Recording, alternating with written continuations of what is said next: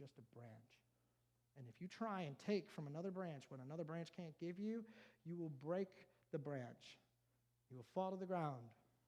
And then somebody's going to come by and pick the branch up and throw it in the fire. Can't.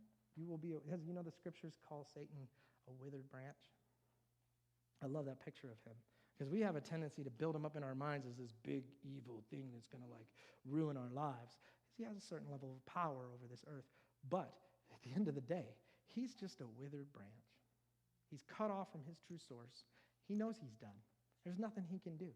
I don't want to be a withered branch. You guys want to be a withered branch?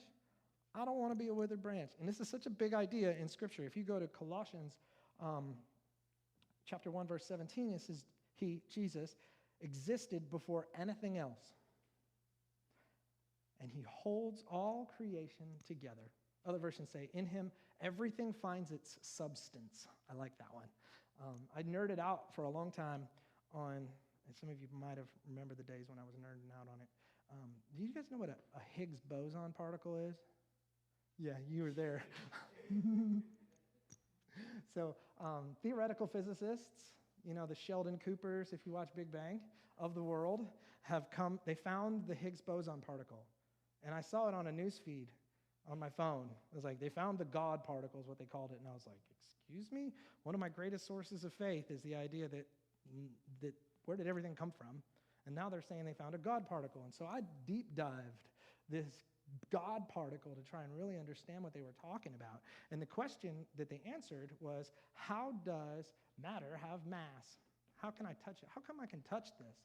Now that we know that there's atoms and protons and neutrons and electrons spinning around, and they're really, really tiny, teeny, teeny, tiny, compared to the space that they take up. They're small, but for some reason I can't push my hand through them, right? What is that? How does that work? And so they did a bunch of really theoretical math, and they came up with a theory. A guy named Higgs said, I think that there's a particle out there that is pushing from non-existence, I don't know why they would think there was a non-existence, into existence, and as it pushes through the boson field, which they compare to gravity, I guess, it's everywhere, but gravity, but everywhere. And as it pushes through the boson, I like to think of it as, the veil that the scriptures talk about. As it pushes through with an incredible amount of force, it gets pushed from non-existence into existence. It causes matter to have mass. It causes the atom to form and to have substance in it. They found that particle. Switzerland and the Hadron Collider, they spun it around and... Are you saying that particle creates atoms? No, I'm saying, well, I don't know. I'm not a theoretical physicist.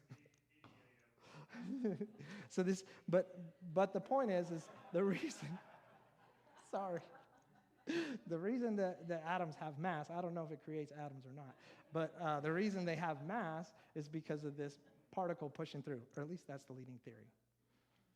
And I love it because it gives me the ability to imagine that there is this force out there that's causing matter to exist. I don't know the specifics on how it works, but there's something out there.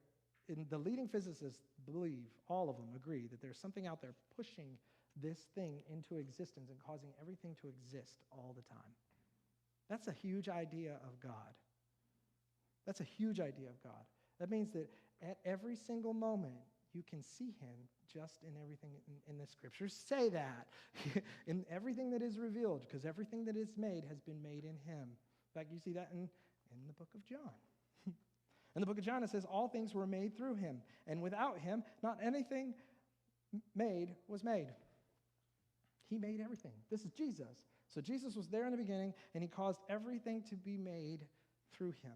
Nothing was there before, non-existence, and now through him, everything exists. Turns out Scripture knew about it before the theoretical physicists knew about it.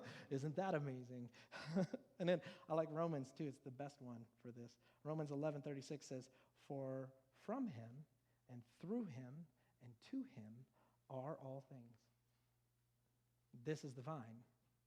The vine causes all the things that you look at and everything that you see, everything that you touch, and all the people that you know to be in existence in the first place. That's a very big idea of God.